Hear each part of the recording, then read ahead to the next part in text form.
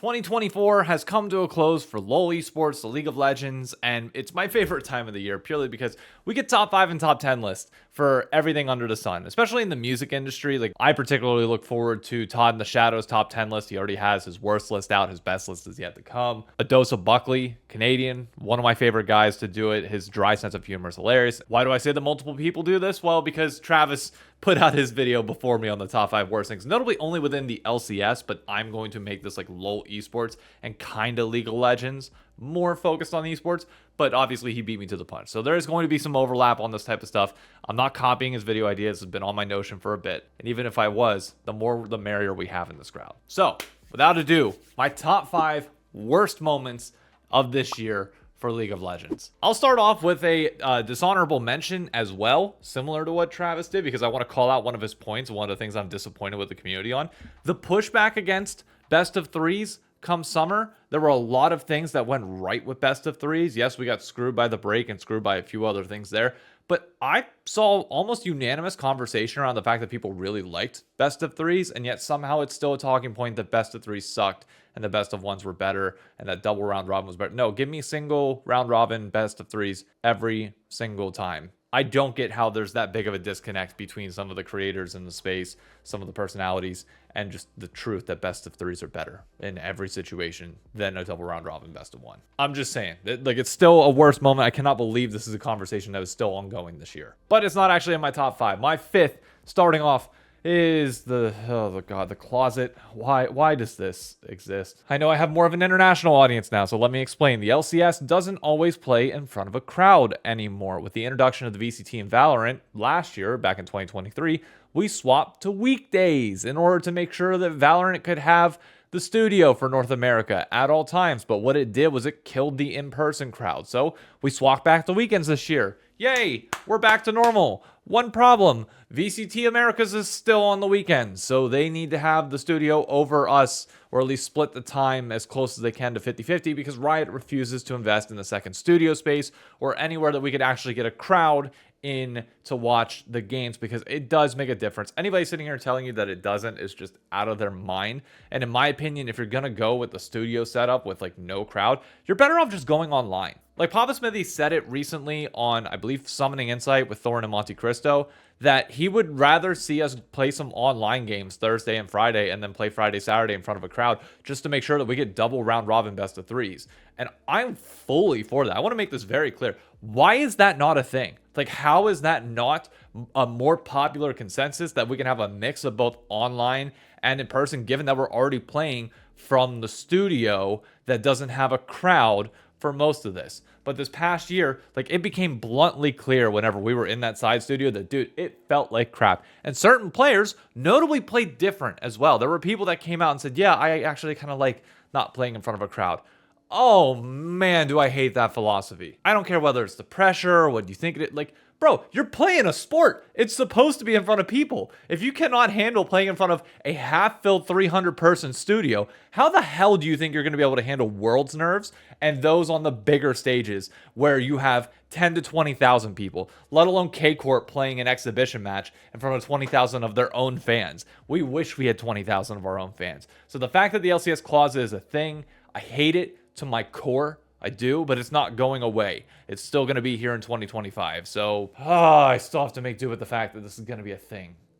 Kill me. Number 4. This might seem small to some people, but it's pretty big to me. One of the changes this year with the global revenue pool and things that they're doing to try and increase revenue for teams and opportunities for them is, I guess, putting more resources to other more valuable projects that they see, which included the removal of Worlds, emotes, and icons. It was one of the things that I look forward to each and every year because I could buy something that represented my teams on the international stage that I knew were not going to win. And it's not as simple. By all means, I'm blessed to have like these Worlds unlocked boxes that Riot sends me each year. Like, I'm thankful, and I would pay for them even if Riot didn't send them to me, to be very clear. But like, what do you get with these that's like actually indicative of a team? Like, we got at least the Lux statue this year has an LCS flag.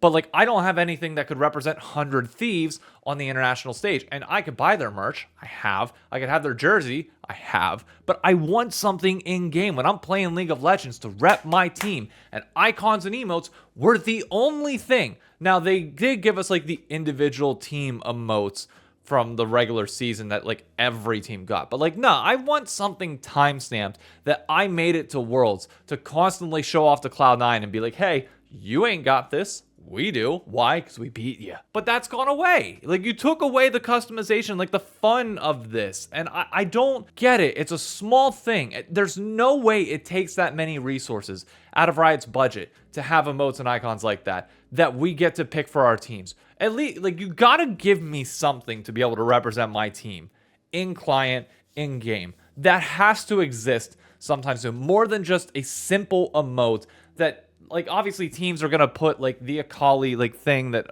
didn't get approved. The K Corp Jinx emote obviously is playing more into like trying to get Jinx fans and everybody else to buy it. Like, give me something as a diehard fan that I can buy.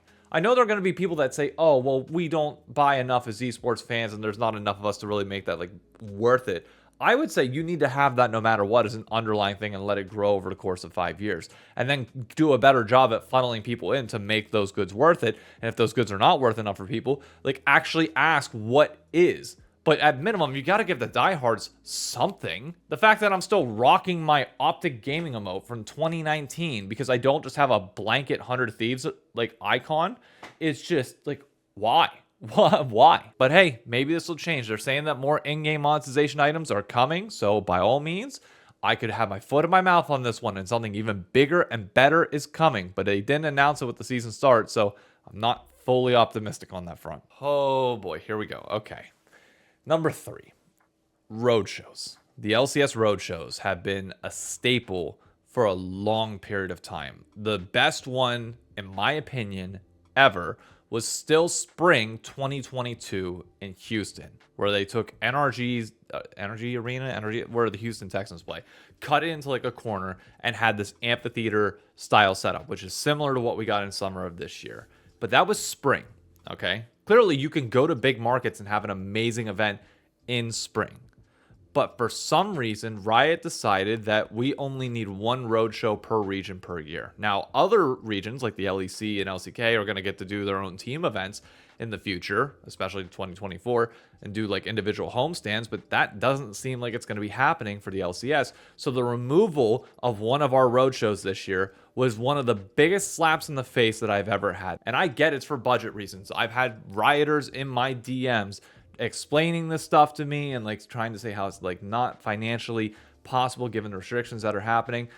To which I'd say, fine, I know your hands are tied, but my question goes to the people above you. My question goes to John Needham. What the fuck are you doing that you think that only one roadshow in a sport is worth it and healthy for it? That's not how you grow a sport. We need multiple events in multiple major cities. Make one annual in New York if you're scared of like people not showing up because you went to Charlotte, North Carolina on Easter Sunday weekend. That's your fault, and I don't blame us because you didn't have people attend that event.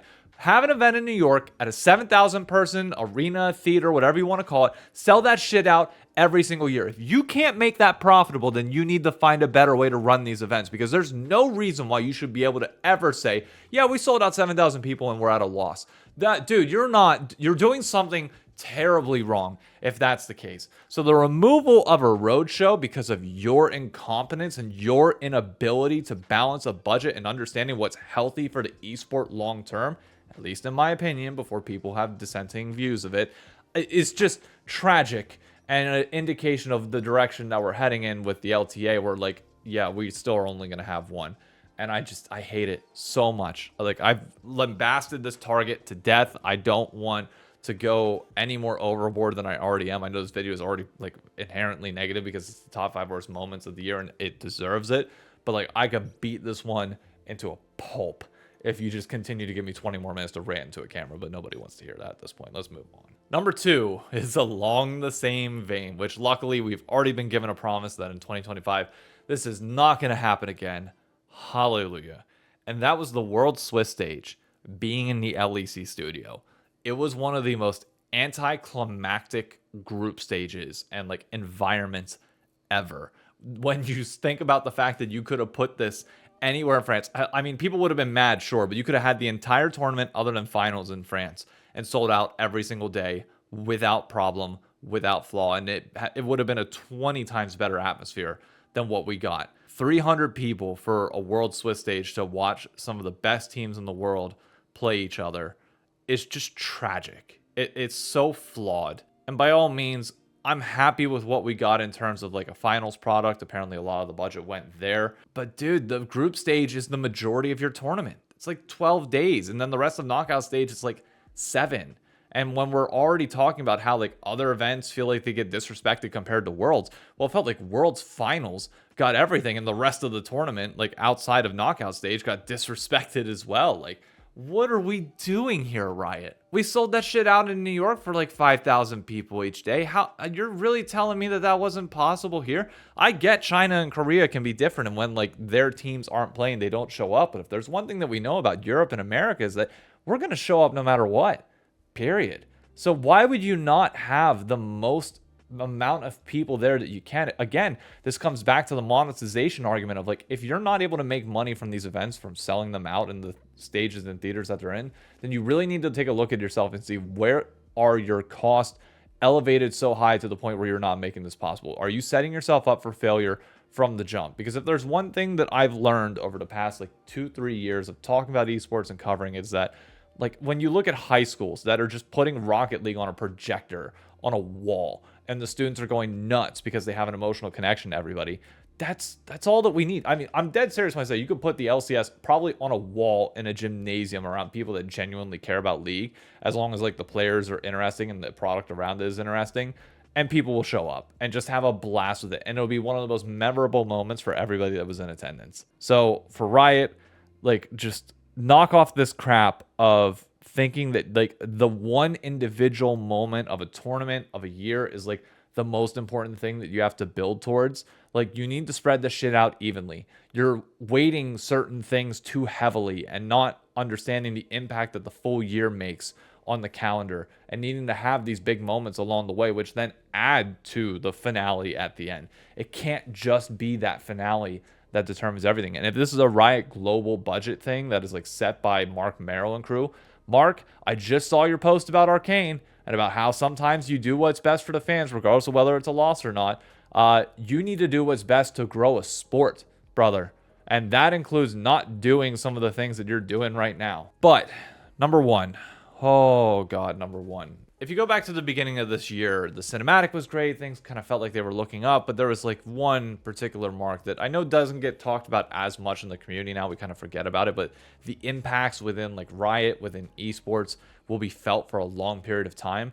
And that was the laying off of what was, I think, 11% of their total staff at Riot, a lot of which did touch LoL esports. I know it was like Riot Forge, which got most of the headline, but like the LEC crew got rocked. The LCS saw some downsizing as well. I talked to a few people that were still in the company afterwards, and they said, yeah, they just laid people off, like tripled our workload whenever we could barely handle this stuff as is. And that was felt on broadcast at times, especially the LEC. The LEC took like a massive, massive step back from where it was before. And you can just feel this kind of swelling of the broadcast becoming kind of less and less important to a certain extent as the LEC becomes more reliant on co-streaming. It didn't really impact the international tournaments. I think MSI and Worlds were perfectly fine, but just like the local regional broadcast, when you had issues with the LPL, you had the LEC having clear impacts from that staff layoff, you had the LCS as well, just feeling a little bit, I don't know, it just created this weird kind of vibe around everything that I couldn't quite shake. And the reason why this is number one is actually not because of that 11% layoff. Like, at the end of the day, companies have layoffs all the time. Like, it sucks. I went through one with Disney like a year and a half ago where I think like 7,000 people got laid off. I survived, but like, it definitely is a little awkward around the office for quite a while. And like, it's always in like the back of your mind. But the reason why this is actually number one is the additional round of layoffs that came midway through the year under the guise of evolution from Mark Merrill.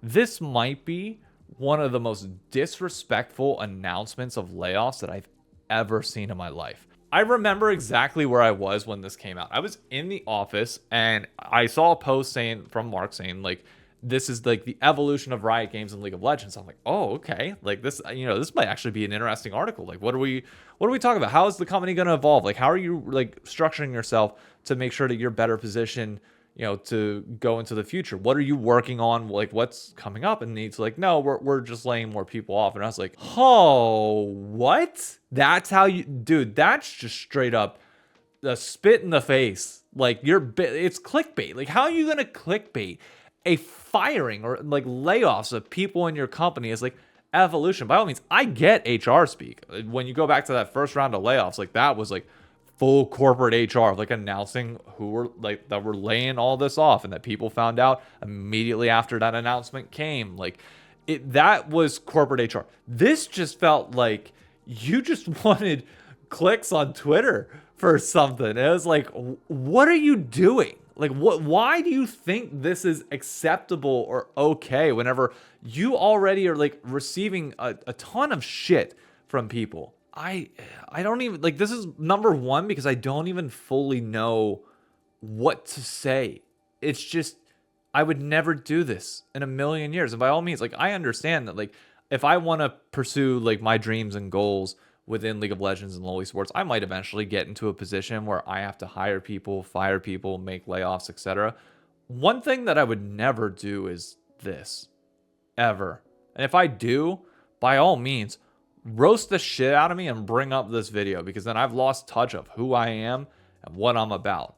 But you gotta have more open communication when it comes to this stuff. You really do. And like just handling it in this way was just one of the worst things that I've seen in a long time.